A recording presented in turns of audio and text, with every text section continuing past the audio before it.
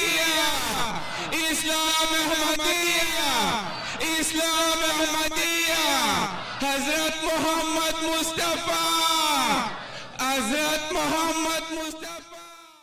Le premier discours, c'est la dérive des religions, la nécessité d'un imam. La dérive des religions, la nécessité d'un imam. Et ce thème sera traité par M. Abada Barbouche, qui est tunisien d'origine et il réside en Grande-Bretagne. Et il représente le calife en notre Alsace ici, cette année. Donc j'appelle M. Abada Barbouche pour sa communication.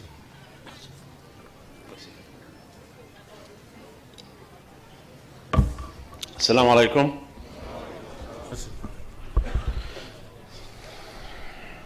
أشهد أن لا إله إلا الله وحده لا شريك له وأشهد أن سيدنا مولانا محمدا عبده ورسوله. أما بعد فأعوذ بالله من الشيطان الرجيم. بسم الله الرحمن الرحيم.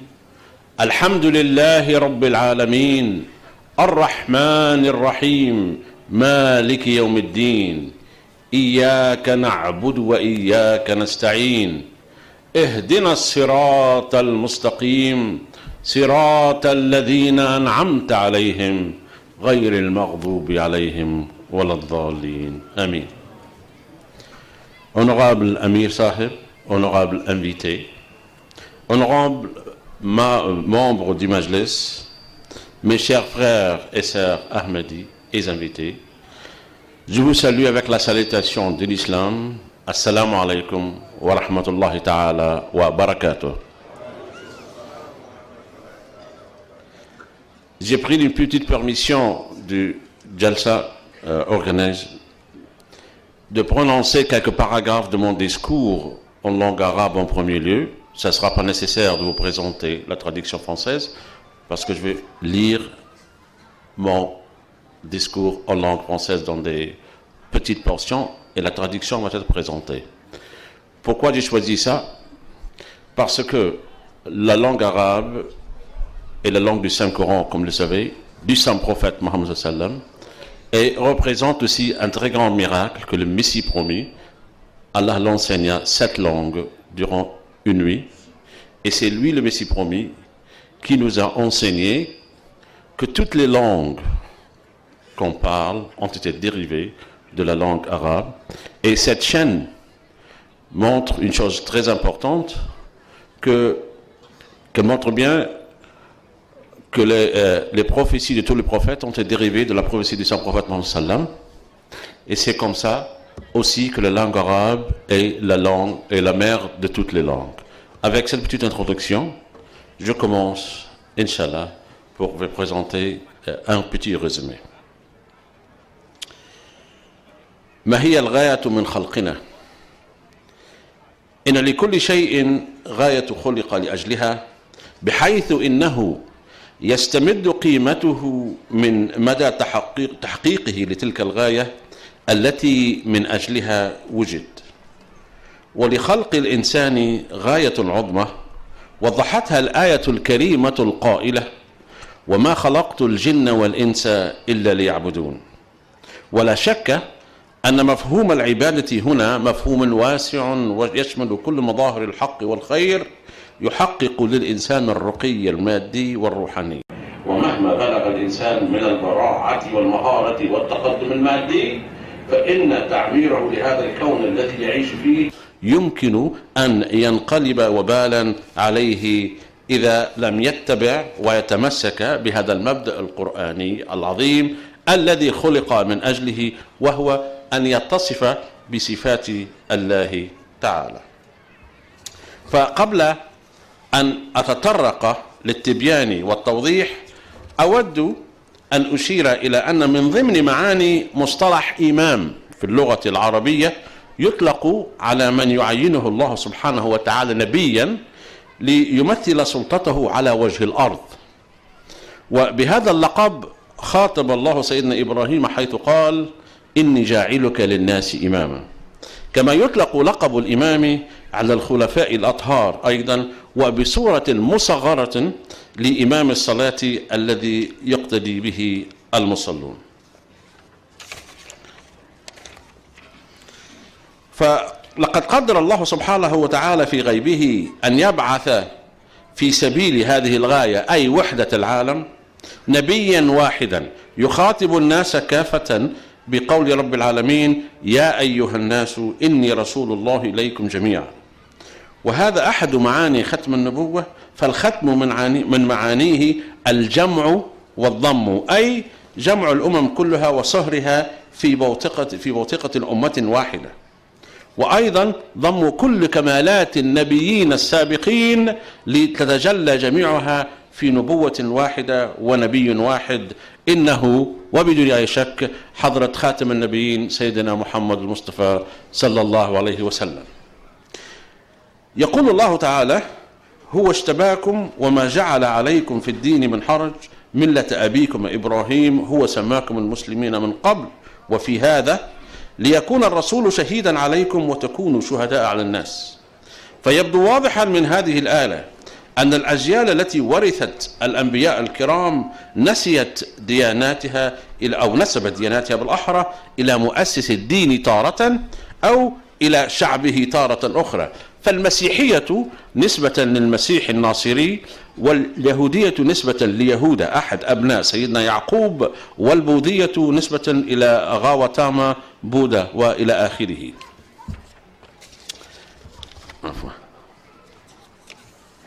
وفي الختام أود أن أوضح نقطة أخرى، ويقينا نرى أن تحقق ببعثة حضرة محمد المصطفى صلى الله عليه وسلم السعادة التامة لشعوب العالم وأقوامه.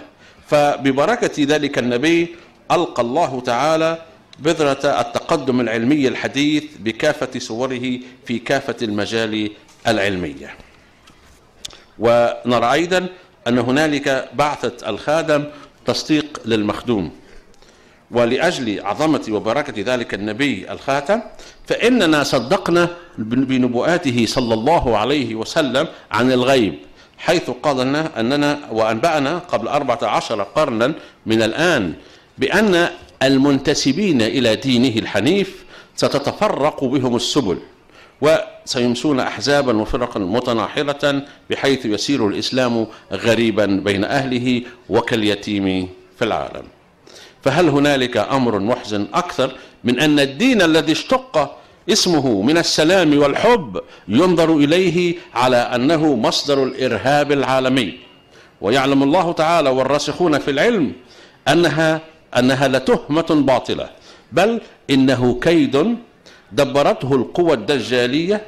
وإن كان في الظاهر المسلمين هم المنفذون في أي حال، فإن حضرة محمد المصطفى صلى الله عليه وسلم أنبأ عن بؤس هذا الزمان بالتفصيل، ولكنه أيضا بشرنا بمبعوث منه صلى الله عليه وسلم يكون على شاكلته خادما مطيعا له يستأنس مهمة سيده ومطاعه.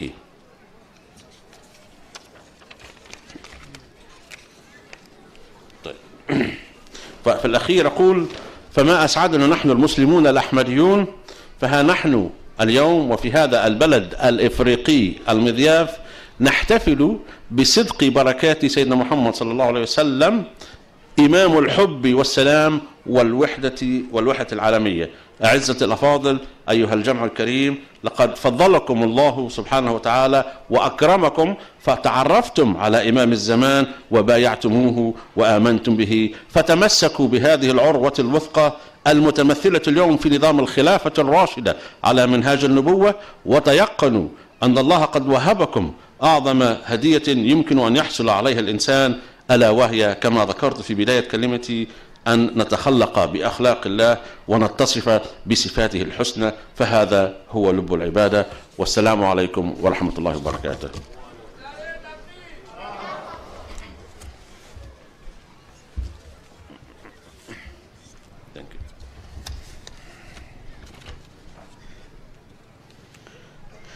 Dérivé des religions, la nécessité d'un imam quand c'était annoncé.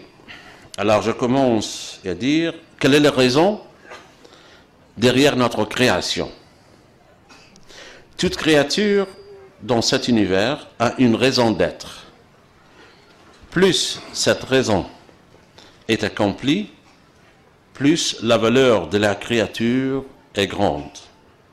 Pour nous, espèces humaines et fidèles de l'islam, la raison de notre création se trouve dans le verset suivant. Allah Ta'ala dit « Et je n'ai créé les djinns et les hommes que pour qu'ils m'adorent. »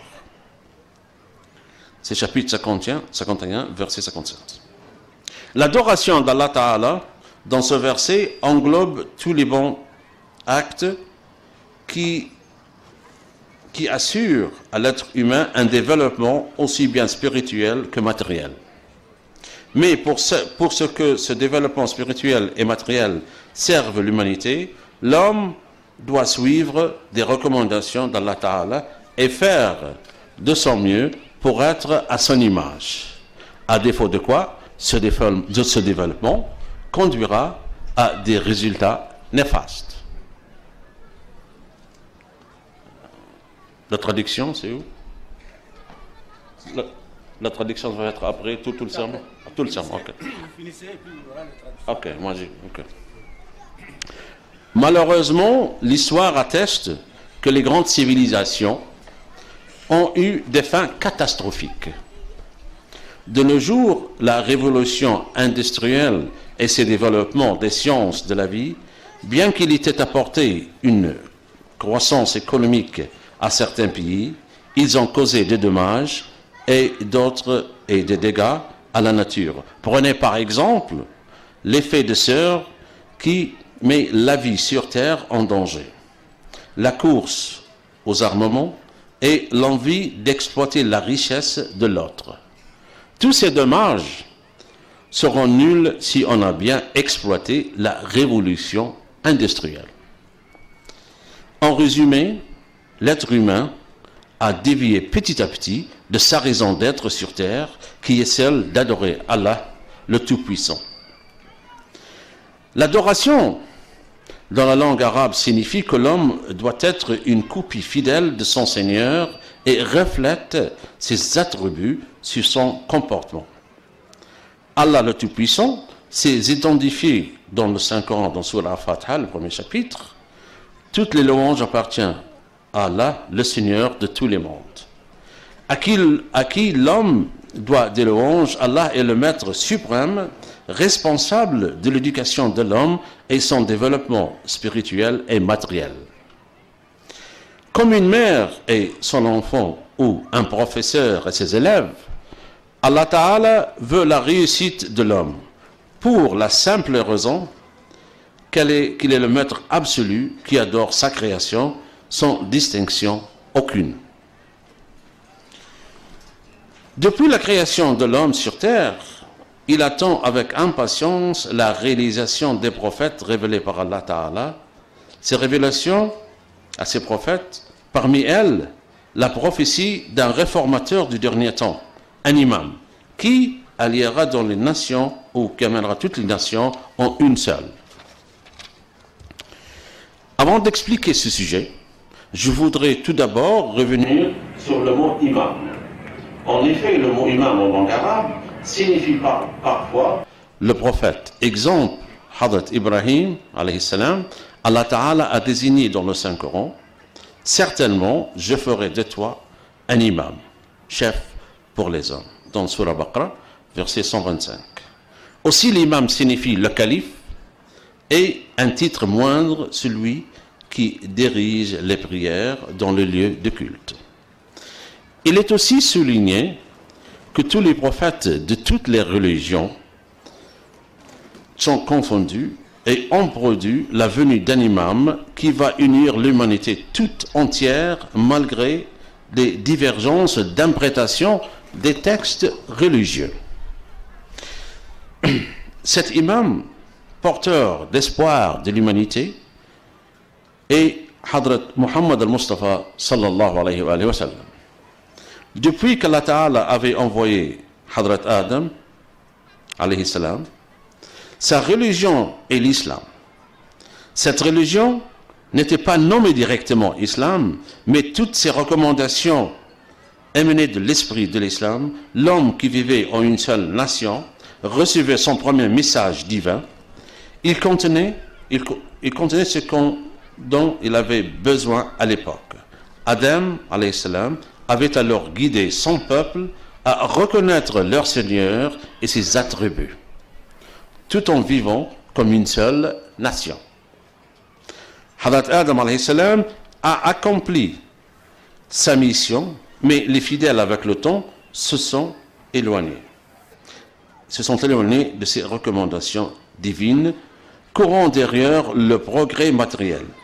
Eh bien, sur chaque chose qui ne remplit plus sa raison d'être, sa disparition est inévitable.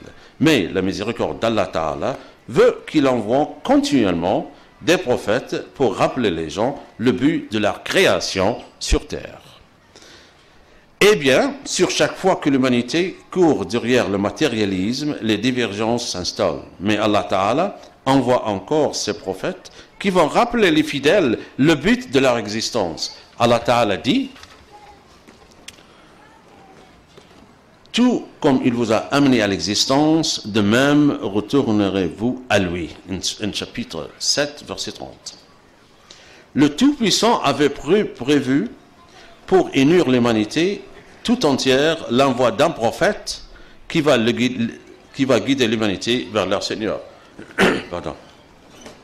Ô homme, en vérité, je suis auprès de vous, le messager d'Allah. Chapitre 7. C'est l'une des significations de Khatm al-Nubuwwat, la finalité de la prophétie. En effet, Khatam, c'est unir toutes les nations en une seule et joindre tous les attributs des prophètes précédents en un seul. Et ça, c'était Hadrat Muhammad Mustafa sallallahu alayhi wa sallam, qui était le descendant de Hadrat Adam alayhi salam, mais il est la raison de la création de Adam lui-même. Vous tous les prophètes, ça c'est écrit dans Musnad Ahmad bin Hanbal, ce hadith, il disait, le saint prophète sallallahu alayhi wa sallam: j'étais le serviteur de Dieu et le sceau des envoyés alors qu'Adam était encore dans son argile.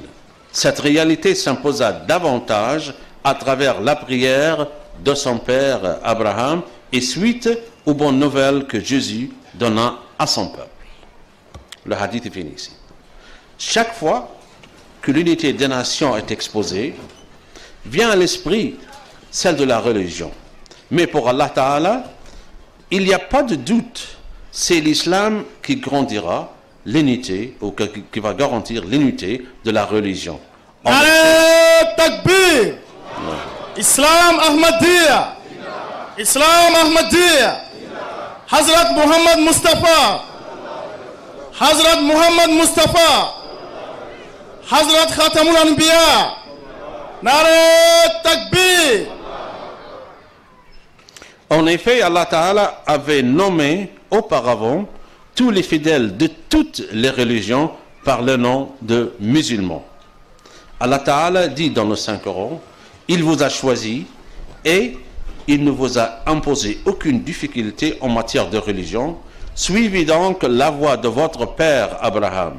Il vous nomma musulmans à la fois avant et dans ce livre, afin que le messager soit témoin sur vous et que vous témoignez sur l'humanité.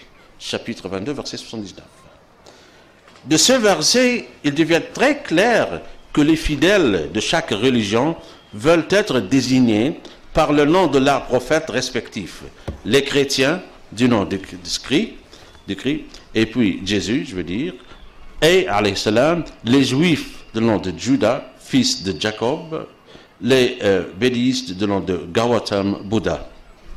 Alors, comme j'ai mentionné dans le verset précédent, Allah Ta'ala a nommé les fidèles de toutes les religions, les musulmans, mais les fidèles, au lieu de se soumettre à Allah Ta'ala et louer ses attributs, ils ont choisi comme image leur prophète.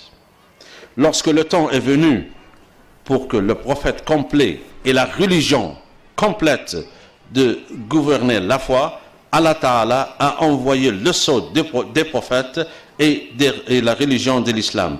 Il a protégé comme l'intervention des fidèles, le nom de l'islam fait référence à une soumission complète de Tout-Puissant et à personne d'autre surtout, pas à d'être incapable et mortel.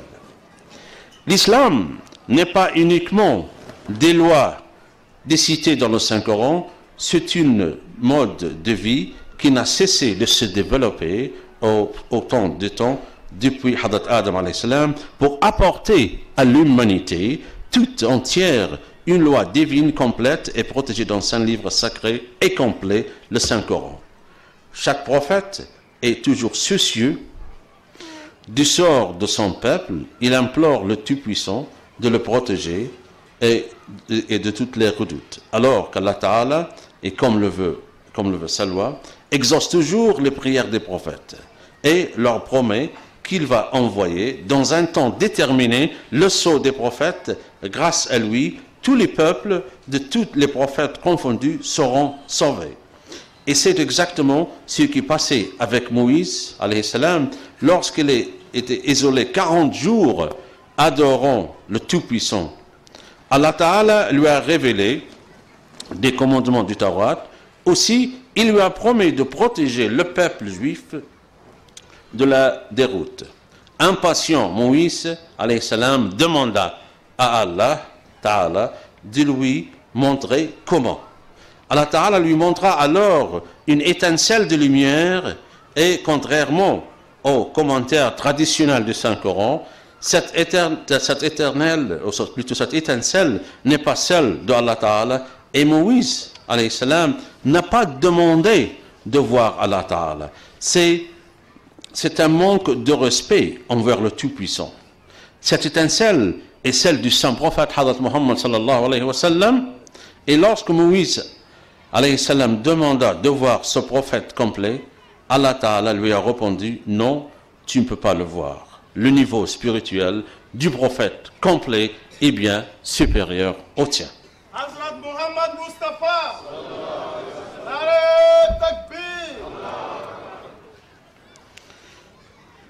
Le verset dit: et quand Moïse vint à notre heure virée, et que son Seigneur lui eut parlé, il dit: mon Seigneur, montre-toi à moi, afin que je te voie. Allah répondit: tu ne me verras pas, mais regarde la montagne, et si elle reste en place, alors tu me verras. Et lorsque son Seigneur se manifesta sur la montagne, il la réduisit en poussière, et Moïse tomba évanoui. Chapitre 7, verset 144. De la sorte, on dit dans le Taurat: son palais n'est pas douceur, et le nom Mohammedan, toute sa personne est pleine de charme, tout est bien aimé, tel est mon ami. Aussi, ça se trouve dans les cantiques de Salomon, chapitre 5, verset 16. Aussi, il y a notre législation qui dit: je leur susciterai du milieu de leur père un prophète comme toi. C'est dans la Deutéronomie, chapitre 18, verset 18. Comme toi veut dire: il aura une loi comme toi. Mais cette loi sera complète et sera la dernière loi pour l'humanité. L'islam, mes chers frères et sœurs, est cette lumière blanche, claire et limpide qui englobe les 7 spectres lumineux. C'est une métaphore qui montre que l'islam est une communion de toutes les religions sur terre.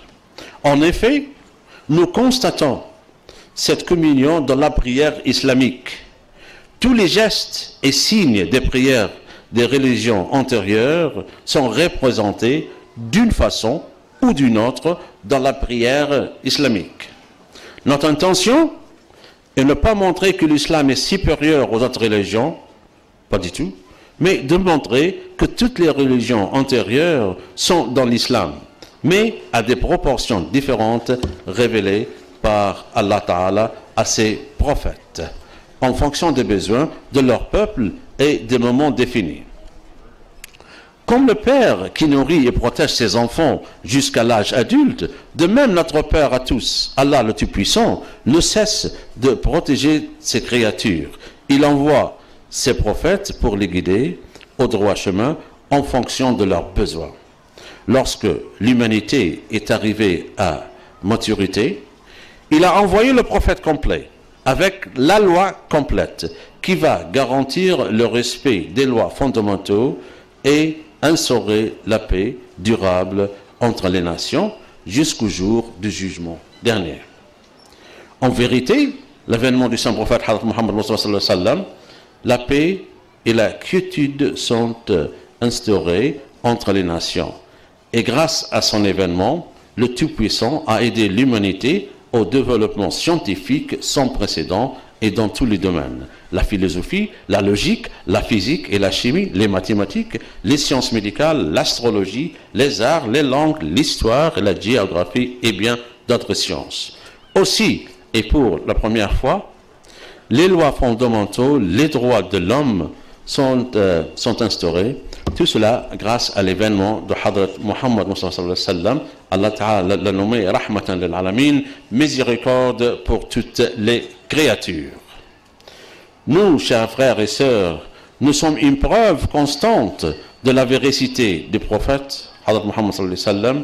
Nous sommes réunis ici au Burkina Faso, pays des hommes intégrés, venus de plusieurs coins du monde pour témoigner que ce genre de rencontre ne serait peut-être pas possible sans Hazrat Muhammad al-Mustafa sallallahu alayhi wa sallam.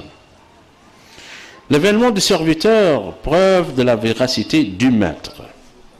Et parce que nous croyons à la grandeur, à la véracité de Hazrat Muhammad Mustafa sallallahu alayhi wa sallam, nous avons accepté ces prophéties. En effet, il avait prédit 14 siècles auparavant que la nation de l'islam va être subdivisée et sectes totalement différentes, qu'ils feront la guerre entre elles et l'islam sera comme un étrange entre ses adeptes. Un étranger plutôt.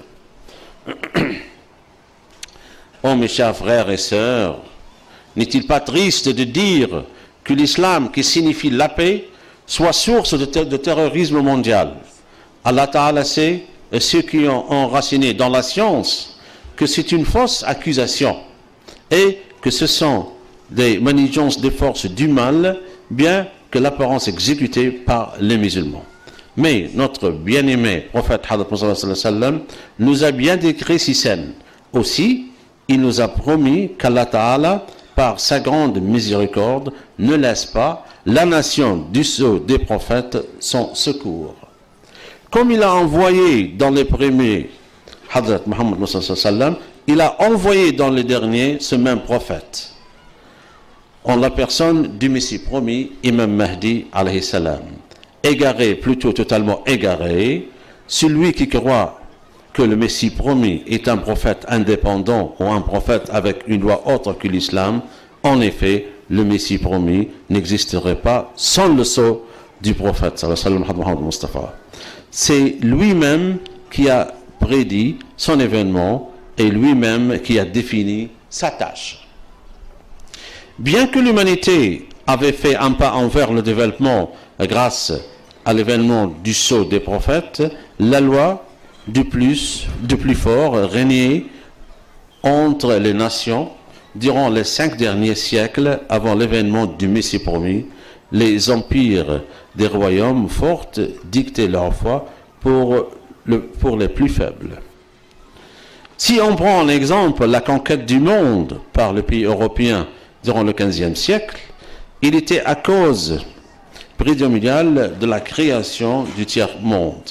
Et bien, sur la colonisation et l'exploitation de ces richesses, situation qui a perturbé jusqu'à le XXe siècle. Le Messie promis, alayhi salam, a été envoyé en Inde, un continent sous l'occupation anglaise, et avec une grande sagesse que le Messie promis nous a appris comment se comporter avec l'occupant. C'est vrai que personne n'admet l'occupation étrangère et fait son possible pour retrouver sa liberté politique et religieuse, mais que faire si la résistance à cette occupation donne lieu à une anarchie plus destructive? Et que face à cette anarchie, le fitna, l'occupant nous garantit la paix et la liberté religieuse. N'est-il pas de notre devoir de remercier Allah Ta'ala de nous avoir protégés de cette fitna par l'occupation? En Inde, précisément, l'occupation anglaise a protégé les musulmans des persécutions répétitives des Sikhs, et il a garanti une liberté religieuse et sociale à tout le monde. Doit enlever les armes face à cette occupation. On n'est pas en train de défendre l'occupation, mais nous devrions être justes et remercier cette occupation si elle le mérite.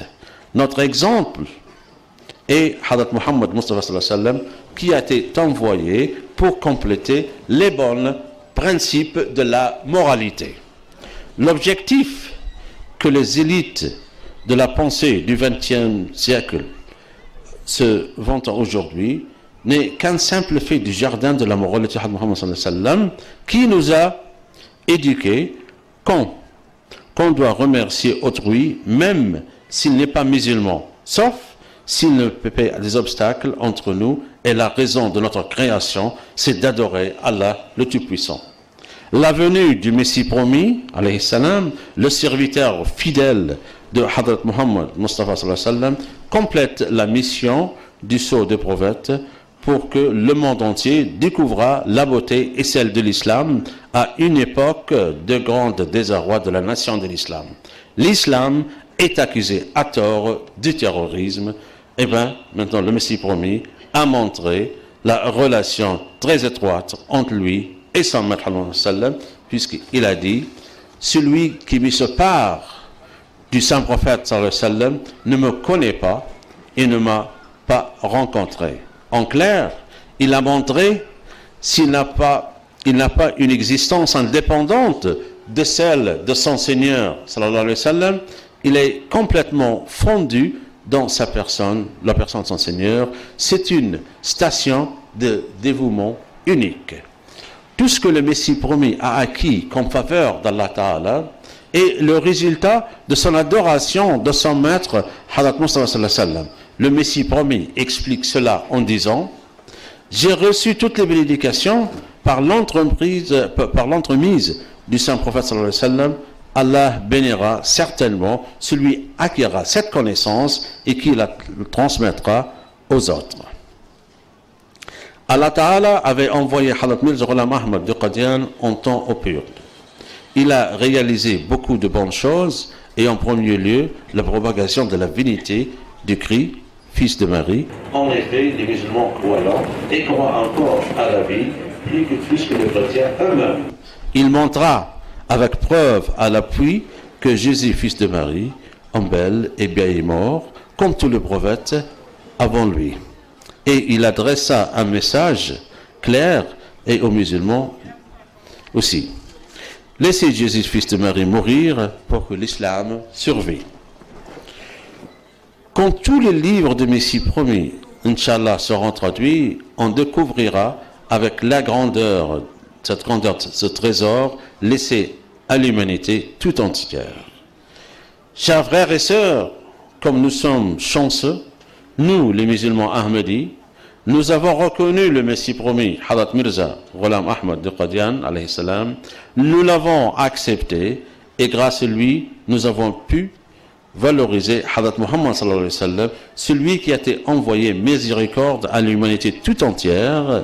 Il est de notre devoir de s'attacher à ce prophète et au système de Khilafah qui nous a laissé grâce au système pour atteindre le bon Dieu. Grâce au système de Khilafah, mes chers frères et sœurs, nous pouvons atteindre notre raison d'être, qui est celle d'adorer Allah Ta'ala, le Tout-Puissant, et qu'on lui définisse par ses attributs. Merci pour votre attention. Wassalamu alaikum wa rahmatullahi ta'ala wa barakatuh. Nare Takbir! Hazrat Muhammad Mustafa! Ghulam Ahmad ki! Ghulam Ahmad ki! Qadian Darul Aman! Qadian Darul Aman! Islam Ahmadiyya! Islam Ahmadiyya! Khilafat Ahmadiyya! Khilafat Ahmadiyya! Hazrat Khalifatul Masih al-Khamis! Hazrat Amirul Mu'minin! Hazrat Amirul Mu'minin, Jalsa Salana du Burkina, Nare Takbir. La ilaha illallah Muhammadur Rasulullah. La ilaha illallah Muhammadur Rasulullah.